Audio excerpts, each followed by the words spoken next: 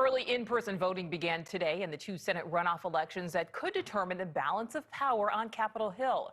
Voters in Georgia lining up to cast their ballots for the January 5th runoffs. Democratic candidates Jon Ossoff and Raphael Warnock are trying to unseat Republican senators Kelly Loeffler and David Perdue. The two races will determine which party controls the Senate. Republicans currently have the majority, 50-48, in the incoming Congress. If Democrats win both Georgia seats, the Senate will be tied 50-50. And Vice President-elect Kamala Harris will be able to issue tie-breaking votes. Georgia reported a record turnout for the November election and flipped blue for president for the first time since 1992. NewsNation correspondent Brian Enton is live in Atlanta tonight with the latest. Brian. Nicole, so much focus on these Georgia Senate runoff races, and rightly so. Depending on what happens here, it could impact Americans from coast to coast. More than 1 million Georgians have already requested absentee ballots here. It is back to the polls in Georgia for the Senate runoff elections. Day one of early voting, and at this polling place in Columbus, the line of voters wrapped around the parking lot. Wouldn't have missed it. So much at stake on this go-around, even more so than before.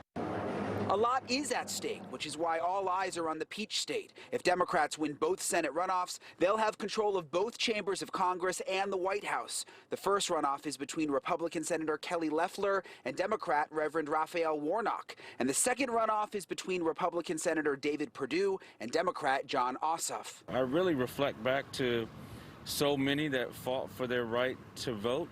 And it's just important that your individual voice is heard. Ever since losing Georgia, President Trump has criticized the Republican governor and Secretary of State for the way absentee ballots are handled. The president tweeted early this morning, "What a fool Governor Brian Kemp of Georgia is. Could have been so easy, but now we have to do it the hard way. Demand this clown call a special session and open up signature verification now. Otherwise could be a bad day for two great senators on January 5th. The Secretary of State says there is no evidence of widespread fraud, but they are looking into a signature match audit to ensure public confidence in the process. The past few weeks, partisans have asked that I choose party above law.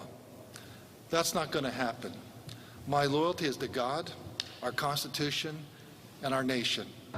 Turnout is expected to break records for a runoff election because of massive voter registration efforts. Those have also not come without controversy. The state is investigating several Democratic groups for allegedly sending applications to dead people and people who don't even live in Georgia. Most of the groups, including Stacey Abrams' New Georgia Project, have denied any wrongdoing. The way to win this election for either side is turnout. And we are so excited that 1.2 million absentee ballot applications have been requested. And what's so exciting in that number is that 85,000 of them have come from people who didn't vote in the general election. Okay, so it is going to be a busy couple of weeks here in Georgia. In just the next week, President-elect Joe Biden and Vice President Mike Pence will both be in Georgia holding rallies. Live in Atlanta, Brian Enton, News Nation.